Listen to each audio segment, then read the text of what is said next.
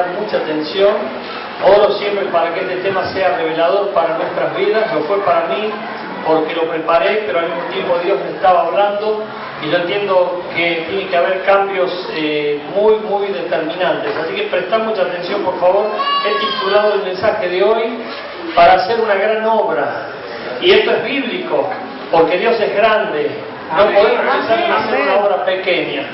Dice un viejo dicho que si tenemos un Dios grande tenemos que empezar a emprender cosas grandes. A lo mejor vos decís, es pequeñito, bueno, a lo mejor tu autoestima te limita, te inhibe, pero oro para que Dios te levante la autoestima y puedas pensar en un Dios grande que es hacedor de milagros, de portentos y de maravillas. Por lo tanto, la obra que tenemos entre manos es muy grande. Amén. Amén. La obra que tenés entre tus manos es muy grande también. Amén. Pensalo así, porque Dios es grande y quiere intervenir todo el tiempo a favor nuestro y en nosotros también. Así que vamos a ver el primer punto que tiene que ver con Nehemías capítulo 6 versículo 3, pero a lo mejor si sabés la historia, te la voy a contar antes de leer el texto. Dios comisionó a Nehemías para levantar las murallas de Jerusalén. Jerusalén se encontraba vulnerable y expuesta a peligros, y Dios le cargó el corazón a Nehemías para que él fuese a levantar las murallas. Nehemías estaba ocupado en otro lugar, tenía un puesto muy jerárquico, alto por así decirlo, estaba al servicio de un rey y sin embargo dio prioridad a la obra de Dios. Él dejó que Dios obrara en su vida y él asumió el compromiso y fue a Jerusalén a edificar las murallas. Mirá si Dios te comisiona a vos para que hagas algo grande en algún lugar, tal vez un ministerio, tal vez algo que Dios te encomienda, pero pensalo de esa manera, que Dios es grande y podés hacer algo muy grande para Él también.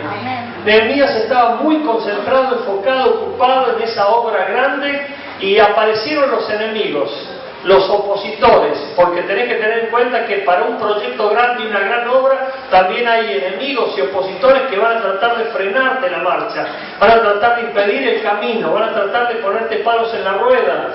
Y Nehemías tenía discernimiento, se dio cuenta de quiénes eran los enemigos.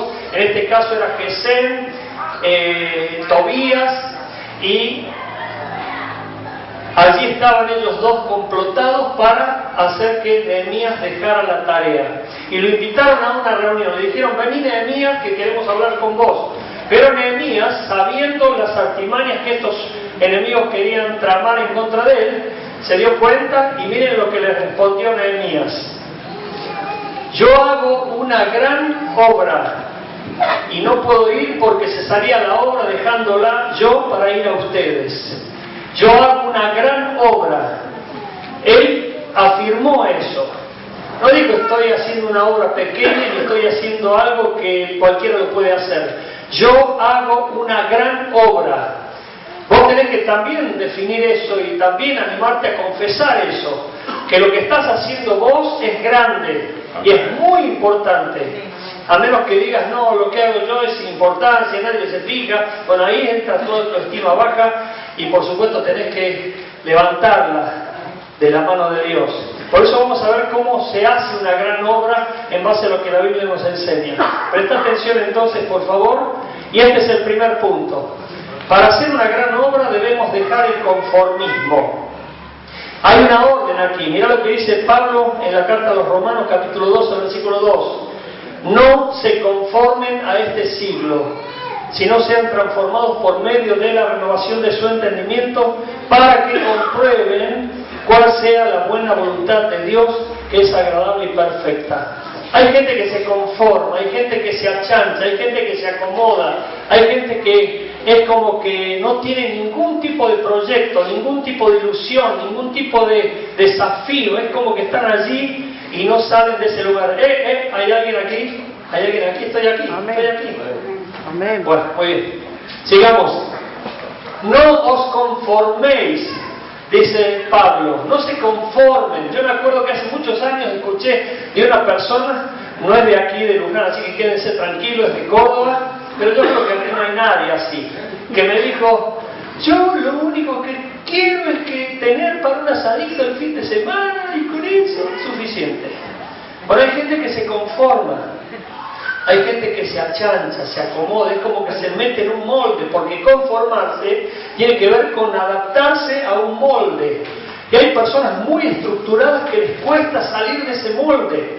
Hay un desafío, no se esfuerzan, están siempre allí, pasa el tiempo y no se mueven, no cambia nada. Pues la Biblia dice que nosotros no tenemos que conformarnos. Sí contentarnos, pero no conformarnos. Sí contentarnos, es decir, como decía Pablo, estoy contento con cualquiera sea mi situación, porque de todo y por todo estoy enseñado. Mas yo sé que hay cosas mucho mayores y mejores, porque Dios lo prometió. Dice, cosas que ojo no vio ni oído yo están determinadas para quienes, para los que lo aman. Por lo tanto, la posibilidad de parte de Dios es inconmensurable, ilimitada, infinita.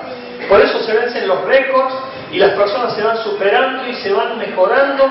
¿Por qué? Porque no se conforman. La persona que se conforma queda igual y comienza a decrecer y cada vez peor, porque eso es algo que lo va atando cada vez más. Miren lo que dice el apóstol Pedro aquí en el primer libro de Pedro, capítulo 1, versículo 14. No se conformen a los deseos que antes tenían cuando estaban en su ignorancia. Hay personas que se conforman porque están todavía con deseos antiguos, viejos, que tienen que ver con el vicio, el pecado, la maldición, y lo que antes te producía dolor, daño y espanto. Hay personas que todavía están atadas a esas estructuras y esos moldes que tienen que ver con el pecado y lo que antes les hacía sufrir tanto. Aquí hay que romper el molde y Dios se especializa en intervenir para que nosotros podamos romper moldes y seguir creciendo y seguir avanzando. Por eso la Biblia dice, de gloria en gloria y de victoria en victoria, hasta la estatura de Jesucristo. Amén. Pero hay personas que de repente dicen, no, para mí no es esto. Yo ya llegué, suficiente, ¿para qué más? Sin embargo, Dios es inconmensurable, es decir, que no lo puedes medir. Hay cosas que van a venir para tu vida y para la mía que ni siquiera nos imaginamos. Amén. Superiores y mayores y mejores que ni siquiera nos imaginamos. Pero necesitamos entender esto. Por ejemplo, te voy a largar una serie de palabras ahora que si estás atento y tomas nota te van a servir. Lo malo es enemigo de lo mediocre. Lo mediocre es enemigo de lo bueno. Lo bueno es enemigo de lo mejor es enemigo de lo excelente y lo excelente es enemigo de lo glorioso. Por lo tanto, podemos seguir y creciendo y creciendo y creciendo sin ningún tipo de problema con la ayuda de Dios, porque lo que es imposible para el hombre es posible para Dios. En Juan capítulo 15 dice la palabra que la vid se tiene que podar y eso produce sufrimiento, la poda es prueba, pero para que dé fruto, más fruto y mucho fruto. Por lo tanto, no te conformes con un frutito, una cosa nada más, algo que te salió bien. Te tiene que salir todo bien de la mano de Dios. Y te tiene que ayudar Dios para que todo lo que hagas, como era con José, prospere en todos los órdenes. ¿Cuántos están entendiendo? Amén. Así que vamos a ver esto, por favor, porque es importante que nosotros no nos conformemos si queremos llegar a la meta y alcanzar la gran obra que Dios nos está mostrando. La segunda cosa que tenemos que hacer es que debemos hacer lo que debemos y más podemos. Hay gente que hace lo que debe, pero después no hace lo que más puede. Y te voy a enseñar algo en esta noche, por favor presta atención. Pero todo lo que nosotros hacemos, obviamente tiene una consecuencia. Pero lo que hacemos, cuando hacemos lo que debemos hacer, eso es lo mínimo. Cuando hacemos lo que más podemos, eso sí es lo máximo. Hay personas que solamente hacen lo que deben hacer y no le pidan más. Por ejemplo, hay 3 motivaciones para hacer las cosas. Presta atención. Yo te voy a sintetizar. Hay muchas más, por supuesto, pero hay 3 que podemos tomar en cuenta aquí. La primera de ellas es por conveniencia, y ya lo has escuchado muchas veces. Hay quienes especulan con un premio o un castigo y en base a eso hacen algo especulando recibir algo a cambio. Eso es interés mezquino, es egocentrismo. Yo voy a hacer algo, pero estoy esperando que sean recíprocos. Es como si vos esperás que alguien te dé o te devuelve el favor. Hay personas que viven de esa manera, solamente hacen por conveniencia, si no les conviene no hacen nada. Qué triste. Hay personas que hacen las cosas por conciencia y tiene que ver con el hecho de que vos cumplís y si no cumplís te sentís culpable. Y eso carga tu conciencia. Uy, no fui a la iglesia, Dios me va a castigar, me siento culpable. No leí la Biblia, no oré, me siento culpable. Dios no quiere ese tipo de relación. Es como que vos haces las cosas por obligación. Es como si vos le fueras a visitar a un pariente y le decís, no, yo vengo a cumplir nada más. Porque si no vengo, me siento culpable si no te visito. Imagínate una relación así entre cónyuges. Qué triste sería, ¿no? Pensáis que hay relaciones de trueque entre cónyuges. Si vos me das esto, yo te doy lo otro. Pero también, si no lo hago, me siento culpable. Es triste, una relación muy triste. Pero está la tercera, que es por consagración. La persona consagrada se entrega por amor, por puro amor. Señor, me doy, me entrego. Y así también tiene que ser la relación conyugal, no esperando algo a cambio. Me entrego, pero si vos también te entregás. Eso es reciprocidad, eso es interés, eso no es amor, es otra cosa. Y ahí está la consagración, donde uno se consagra a Dios, se rinde ante Dios y le dice a Dios, Señor, heme aquí, aquí me tenés, haz lo que quieras con mi vida. Te pertenezco, me has creado y me has recreado en Cristo Jesús, soy tuyo. Amén. Gloria a Dios. ¿No sabéis qué descanso trae al alma? Eso, amén, ante cualquier cosa que necesites. Porque lo que crees necesitar puede ser un ídolo, que no lo necesitas tanto, sino que te has obsesionado con ello y pensás que lo necesitas, pero Dios prometió suplir para todas nuestras necesidades conforme a las riquezas en gloria que hay en Cristo Jesús. Por tanto, todo lo que sea para vivir dignamente no nos va a faltar porque Dios prometió como buen pastor. Amén. Amén. ¿Cuántos me entienden? Amén. Dice, Jehová es mi pastor y nada me faltará. Si vos crees que te falta, es porque Dios no es tu pastor. Puede ser cualquier otra persona tu pastor. Por eso me gusta decir a mí, a veces lo hago con broma, pero es cierto. Si Obando es tu pastor, te va a faltar todo. Pero si Dios es tu pastor, no te va a faltar nada. Él tiene que ser tu pastor principal. Él es tu proveedor con mayúsculas. Dios te va a bendecir cuando vos tengas esa relación de consagración con Él.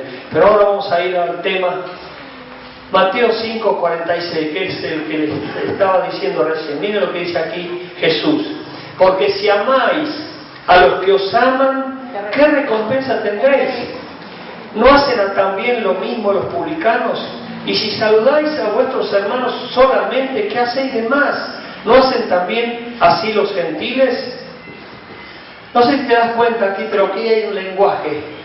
Si vos amás a los que te aman, sos igual que todo el mundo. Si vos devolvés favores a quien te hizo un favor, sos igual que todo el mundo. Pero si vos querés demostrar la diferencia que hay por la gracia de Dios en tu vida y por la presencia de Cristo en tu vida, eso ya te hace que superes el promedio, que salgas del molde, que hagas algo totalmente diferente que no lo hacen otros ni nadie. ¿Por qué? Porque tenés a Cristo. Si tenemos a Cristo, tenemos que mostrar a Cristo. Porque si vos sos uno del montón y la gente no te distingue, ni siquiera hay luz en vos para que ilumine en medio de la oscuridad, obviamente estás metido en el mundo y sos uno más del mundo. ¿Cuántos me entienden? Amén. Porque si nosotros hacemos lo mismo que hace todo el mundo, ¿qué hacemos de más? No hacemos nada diferente. Porque Cristo hace la diferencia. Mira el siguiente texto, Lucas 17:11, 17:10. Así también vosotros, cuando hayáis hecho todo lo que os ha sido ordenado, decid, siervos inútiles somos, pues lo que debíamos hacer, hicimos. O sea, no hemos hecho nada de más. Hemos hecho lo que se nos ha pedido, hemos hecho lo que se debía hacer, pero no lo que más se podía hacer. Cuando Jesús le dice a los discípulos, si te pegan en una mejilla, eso es común. A mí me han escupido por la causa de Cristo. Yo no sé a vos, pero hay muchos que han sido rechazados en sus casas, han sido tratados de locos, como que se metieron en una secta, o como que le lavaron la cabeza. Eso es como pegarte en una mejilla. Pero ¿qué dice Jesús? Ponerle también la otra. Eso ya es gracia, eso ya es presencia de Dios en tu vida. Cuando Jesús le dice a sus discípulos, si los obligan a cargar una milla, llévenle ustedes 2 millas. ¿Te das cuenta? Obligar a cargar una milla es lo común y corriente que un patrón injusto y corrupto te puede obligar a hacer. Pero llevásela otra milla más. Eso ya lo hace la gracia, eso lo hace Dios. Eso ya lo hace la presencia de Cristo en la vida de una persona cuando está verdaderamente consagrada. Cuando Zaqueo se convirtió, dijo, voy a devolver todo lo que defraudé. Eso es obvio, eso es lo que debía hacer. Pero después agregó, y voy a dar cuadruplicado por si hubiera alguno que no he resarcido lo que yo le quité. Yo lo estoy parafraseando, pero ahí entró la gracia, la presencia de Dios para mostrar la diferencia en una persona. Cada vez que vos haces algo como lo haría cualquier persona, sos igual que cualquier persona. Pero cuando vas más allá, haciendo lo más que podés, ahí ya se nota Cristo en tu vida. Amén. Por eso a veces hay personas que le dan a Dios las migajas. No me pidan más, yo voy el domingo nada más. No me pidan otro día, eso es fanatismo. No, es que esa persona no está consagrada. Es que esa persona está teniendo un enfoque diferente de lo que es el Evangelio de Jesucristo. Tampoco no es que estés todos los días metidos en la iglesia, porque nosotros no estamos todos los días metidos en la iglesia. Una vez me encuentro a una familia en la calle que me dice, pastor, mire, fulano, y me nombra a una persona de aquí, se la pasa en la iglesia. Y yo le dije, no, yo le digo que no se la pase en la iglesia, viene el domingo nada más. Pero para esa persona que el domingo ya se la pasa en la iglesia porque estaba 2 horas. Y yo le decía, no viene todos los días, no está todos los días, no lo veo nunca. Porque yo sé quiénes vienen y quiénes no vienen. Pero para esa persona era fanatismo, por 2 horas el día domingo nada más. Porque no tienen el concepto verdadero del Evangelio, ni mucho menos están consagrados. Y hay personas aún que solamente hacen lo mínimo, lo básico, lo que deben. Y eso es obvio que todo el mundo puede hacer. Por eso el desafío es no venir a cumplir el día domingo, venir a celebrar la presencia de Dios, venir a darle gloria a Dios, venir a rendirle culto a Dios, a celebrar su presencia, porque Él es el creador absoluto de todas las cosas. Amén. Debemos enfocarnos en la meta. Primero, identificación. Mira, me sirve el bosquejo porque te voy a mencionar que hay una carrera y es la carrera cristiana. Y ya nosotros empezamos a correr. Gloria a Dios por lo que ya han largado.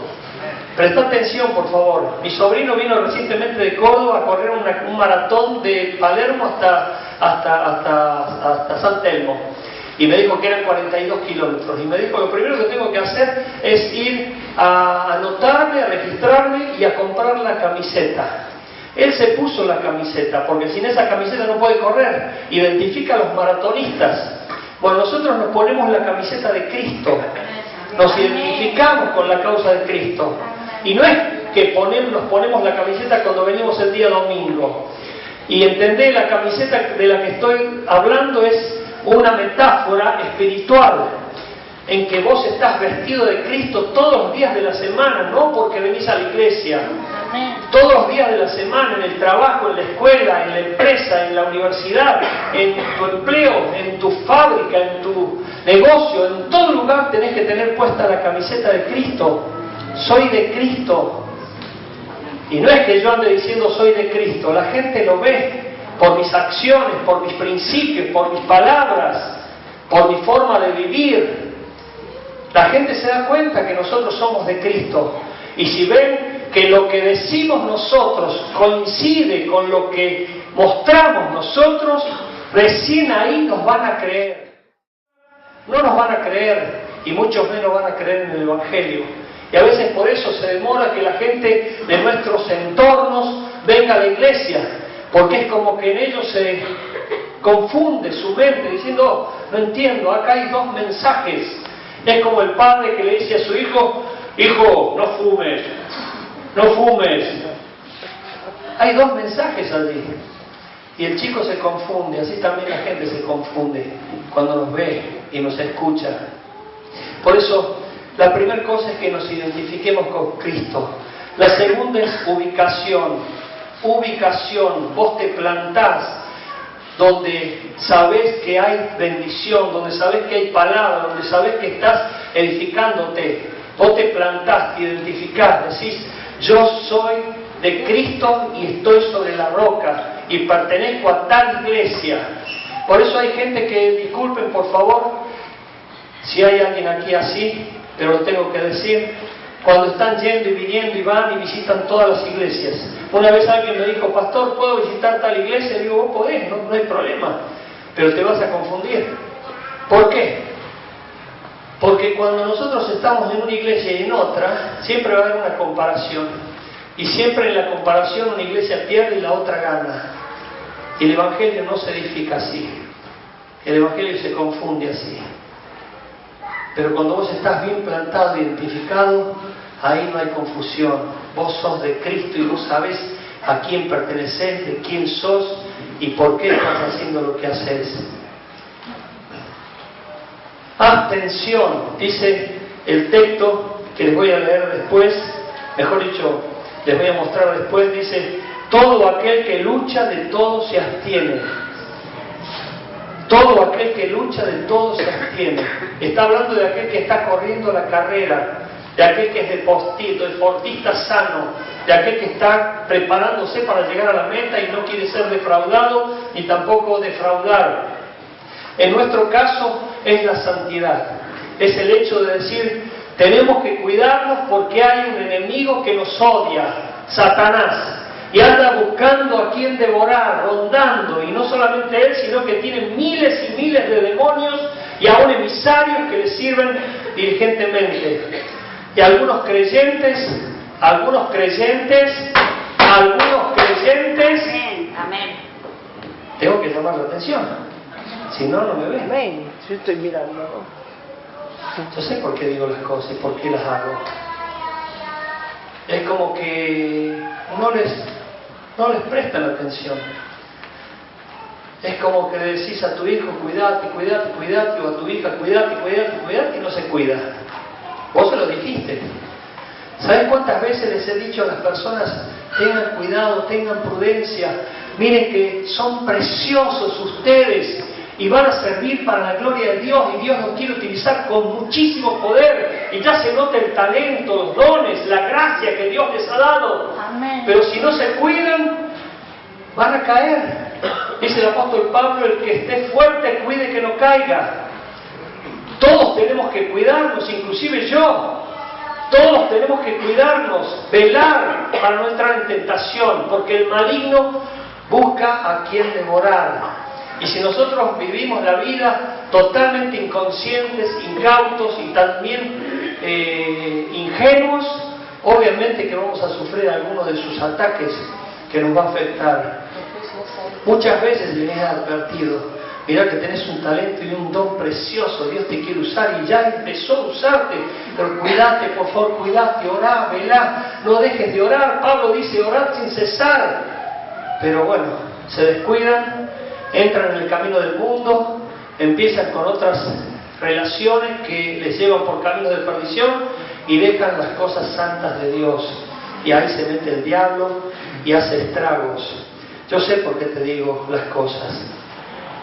Dedicación, tiene que haber dedicación, tiene que haber una entrega, compromiso. Si vos querés llegar a la meta, tenés que comprometerte, dedicarte. Si vos querés realmente levantar un ministerio poderoso en la iglesia, como dije en los cultos anteriores, y parece una locura, pero pensalo porque es totalmente posible cuando Dios está interviniendo. Yo dije en el primer culto y en el segundo, ¿qué pasaría si Dios te marca ser líder de 800 células? Amén. Amén, sí, es totalmente posible. Yo he conocido líderes de 800 células. En Brasil conocí a un líder de 1200 células. Y vos decís, ¿cuántas células tenés? En serio, cuesta entrar aquí. Y vos estás sufriendo con una sola célula que se va a convertir en celulitis encima. Por favor. Por favor, pedile a Dios ayuda, intervención, milagros, porque Él los puede hacer. Pero si no se los pedís, no los va a hacer, porque no hay deseo ni tampoco angustia por su obra, sino indolencia. Obediencia. Le dice mi sobrino, le van a dar el reglamento, tiene que cumplir con un reglamento. Y Dios tiene también un reglamento, y tiene que ver con obediencia, sumisión, sujeción, respeto, orden a las autoridades. No es que va a hacer lo que se le antoja, no es que toda la caravana de maratonistas va para allá y se va para allá. Se sale del reglamento, tiene que cumplir reglas, leyes. Pero eso es lo que Dios nos pide a nosotros si queremos llegar a la meta. Por eso de todo se abstiene. Mira lo que dice ahora el texto, para que lo entiendas mejor. 1 Corintios capítulo 9, versículo 27. Todo aquel que lucha, de todo se abstiene. Ellos a la verdad para recibir una corona corruptible, pero nosotros una incorruptible. Así que yo de esta manera corro, no como a la aventura, de esta manera peleo, no como quien golpea el aire, sino que golpeo mi cuerpo, eso es disciplina, y lo pongo en servidumbre, no sea que habiendo sido heraldo para otros, yo mismo venga a ser eliminado. No sea que yo, habiendo sido ejemplo para otros, yo mismo venga a ser eliminado. Eso es lo que está diciendo Pablo aquí. Nosotros tenemos que tener cuidado porque hay una meta, pero Dios está tan interesado en que lleguemos a la meta como los procesos que vamos a tomar en cuenta para alcanzar la meta. ¿Se entiende? Amén. Amén. 4. Debemos hacer primordialmente y preferencialmente su obra. Y es la obra, su obra, la principal obra que tendríamos que tomar en cuenta. Pero lamentablemente muchas otras cosas nos distraen y hacen que esta obra quede totalmente relegada. Y nosotros no consideramos esta obra, que es su obra, como la principal obra a realizar. Y tenemos muchas otras obras entre manos. Mira lo que dice aquí la palabra en el segundo libro de Pedro, capítulo 3, versículo 9. El Señor no retarda su promesa, según algunos la tienen por tardanza, sino que es paciente para con nosotros, no queriendo que ninguno perezca, sino que todos procedan al arrepentimiento. Esta es la visión de Dios, que todos procedan al arrepentimiento. ¿Cuál es nuestra visión? Tiene que ser exactamente esa: hacer la obra de Dios para que todos, sin excepción, procedan al arrepentimiento y que ninguno se pierda. Dice que ninguno perezca, que ninguno perezca. ¿De qué vale que nosotros nos deleitemos y nos gocemos y nos alegremos y tengamos júbilo y alegría aquí celebrando la presencia de Dios cuando nuestra familia está perdida? Algunos a lo mejor no lo entienden a esto, son nuevos, pero la Biblia habla de que el pecado hace que la gente sea condenada y que cuando muera, en vez de ir al cielo, van al infierno. Pero la iglesia está para evitar eso. ¿Y dónde está la iglesia? Amén. Aquí. Somos nosotros. Nosotros tenemos que hacer que la obra de Dios se haga realidad. Y Dios la podría hacer solo. Él podría habernos gritado del cielo: ustedes! Bueno, algunos miraron para aquí. Cambien de sus malos caminos. Pero no. Él envió a Jesús y también nos envía a nosotros para hacer su obra. Por eso Jesús dice: id por todo el mundo y predicad mi evangelio a toda criatura. Y el que en mí creyere, ese sea salvo. Nuestra tarea principal es predicar el evangelio, es dar a conocer el mensaje de salvación. Yo sé que vos estás muy ocupado en tu problema y estás todo el tiempo reciclando tu problema y estás todo el tiempo egocéntricamente pensando en tu problema. Pero el día que dejes de pensar en tu problema para pensar en el problema de los demás, ahí va a empezar la obra de Dios para bendecir a los demás, para bendecir a tu prójimo. Hay quienes han dejado pasar oportunidades preciosas y vamos a tener que ver con Dios cuando nos pida cuentas. Una jovencita se acercó hace tiempo a mí y dijo, uy, Dios está obrando en la universidad, pastor. Y yo me imaginé cualquier cosa pensando que había multitudes de gente salva. Y dice, no, me estoy sacando buenas notas. Esa no es la obra de Dios. Es bendición que Dios te puede dar, pero te va a dar muchísimo más si te usa para que tus compañeros, compañeras sean salvas. Un negociante, comerciante de la ciudad me supo decir hace un tiempo, más o menos así, uy, la verdad que Dios me está bendiciendo y la obra de Dios está obrando en mi negocio. Dije, ¿por qué? Porque estoy teniendo un montón de clientes. Esa no es la obra de Dios. La obra de Dios es que esos clientes sean salvos, es que esos clientes conozcan algo de Cristo, es que vos les invites, les hables del amor de Dios. Porque la obra de Dios es que nosotros demos a conocer el mensaje. Porque es lo que va a primar en la eternidad y que va a ser tomado en cuenta si hemos vivido una vida útil o inútil en sus manos. Amén. Oro para que Dios esté hablándote ahora. Porque Dios te está desafiando que en este tiempo estemos cambiando algunos paradigmas que afectan la obra de Dios y la detienen, la postergan y hace que Cristo no sea conocido en Luján ni en sus alrededores. 5. Debemos estar consagrados. Y acá viene el punto final. Pero para alcanzar esta gran obra tenemos que estar consagrados. Si no estamos consagrados es imposible. Podemos hacer obras que son humanas y que cuando venga el juicio de Dios van a quemarse como heno u hojarasca. Pero la obra de Dios va a quedar registrada en el libro de la vida. Ahí van a estar registrados los nombres de las personas que han pasado de muerte a vida. Ahí van a estar nuestros nombres registrados porque hemos sido lavados con la sangre de Jesús. Mira lo que dice el salmista. Esta es la consagración real. Bendice alma mía Jehová y bendiga todo mi ser su santo nombre. La consagración real es de todo el ser. Y el ser es completo. Cuerpo, mente y espíritu, y también el entorno. Cuando una persona está consagrada, se consagra el entorno también. Por más que vos te quejes y digas, mi hijo es drogadicto, mi esposo me niega que yo venga o me atacan, no importa. La consagración real y verdadera va a influenciar a los que te rodean, va a fluir de tu vida para la bendición de todos los que te rodean. Si vos estás consagrado verdaderamente a Dios, porque la unción de Dios viene para los que están consagrados. Dios va a usar tu vida si estás consagrado. Va a haber un desafío y lo vas a poder enfrentar con fe por la consagración y la unción de Dios que va a acompañarte ante ese desafío. No vas a tener que tener miedo porque Dios va a estar con vos poderosamente obrando. Por eso fíjate vos los ejemplos bíblicos que tenemos.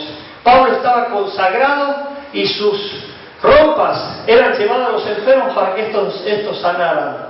Pedro estaba consagrado y su sombra sanaba a los enfermos. La sombra de Pedro estaba consagrada. La ropa de Pablo estaba consagrada. El manto de Jesús estaba también consagrado a tal punto que vino una mujer con flujo de sangre y lo tocó y inmediatamente quedó sana. Los huesos de Eliseo estaban consagrados también y ungidos, porque cuando cayó ese madianita muerto allí en su sepulcro, inmediatamente revivió. Porque era la presencia gloriosa de Dios que todo lo revivía, todo lo tocaba y lo sanaba. Porque era la unción y la consagración de Dios sobre la vida de una persona. Si estamos verdaderamente consagrados, vamos a ver milagros y maravillas a nuestro alrededor. Pero para que haya una consagración real, nosotros tenemos que hacer lo mismo que hizo Jesús. Se despojó de su gloria. La palabra kenosis es que se vació de su gloria para venir a este mundo y andar entre nosotros. Los discípulos también, dice la palabra, dejándolo todo, le seguían. Allí vemos una verdadera consagración. Vos, por más que vengas a la iglesia, no habla de que estás consagrado. Por más que leamos la Biblia, no habla de que estamos consagrados. Estamos consagrados cuando realmente honramos a Dios con todo nuestro ser y deseamos que sea todo para su gloria. Amén. Mi matrimonio, mi casa, mis hijos, mi negocio, mi empresa, todo para la gloria de Dios. Y ahí Dios va a empezar a obrar a través tuyo, con vos, y en tu vida. Y vas a ver cómo Dios te va a bendecir y va a hacer que mucha gente pueda conocer a Cristo por tu intermedio. Dios lo puede hacer solo, pero nunca lo va a hacer solo. Lo va a hacer a través nuestro. Y nosotros tenemos que decirle: heme aquí, Señor, cuenta conmigo. Ponete a ti, iglesia, por favor.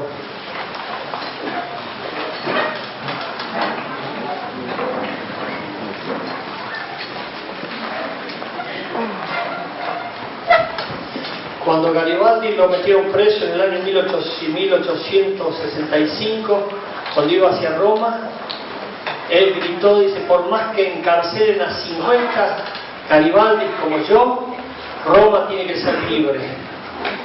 No importa lo que te pase en el camino, la gente tiene que ser libre. Y Cristo los hace libres. Deja de pensar en vos, por favor, deja de pensar en vos y empezá a pensar en la obra de Cristo. Y Dios te va a dar sabiduría para que también toda tu familia y todos los que te rodean sean bendecidos. Deja de ser egocéntrico, por favor. Dejemos de ser egocéntricos para empezar a pensar en Él, para que hagamos todo para su gloria. Cierra tus ojos, por favor. Si querés realmente consagrarte en este día de una forma especial, si te entendés que Dios te está llamando y quiere sacarte del montón, quiere hacer de vos una persona diferente, no que cumplas, no que vengas porque estás haciendo como una especie de trueque con Dios, que le estás devolviendo un favor. No, Dios no obra de esa manera. Dios nos quiere todos. La verdadera consagración es que le entregamos todo a Dios, nos rendimos completamente en su presencia y Él empieza a obrar en nosotros. Así que te voy a invitar a que pases aquí adelante si quieres realmente demostrar esta consagración públicamente. Pasa adelante, por favor, si realmente quieres demostrar tu consagración a Dios como nunca antes lo has hecho. Vení, por favor, vení, que Dios te espera con sus brazos abiertos. Él quiere abrazarte, quiere decirte: buen siervo fiel. Toma esta decisión hoy, por favor. No te vayas como has llegado. Vengan bien adelante, por favor, vengan bien adelante. Pasa al frente, pueblo de Cristo, si quieres entregarte como nunca antes lo hiciste. Dios te está llamando. Dios te está llamando. Dios está queriendo un trato personalizado con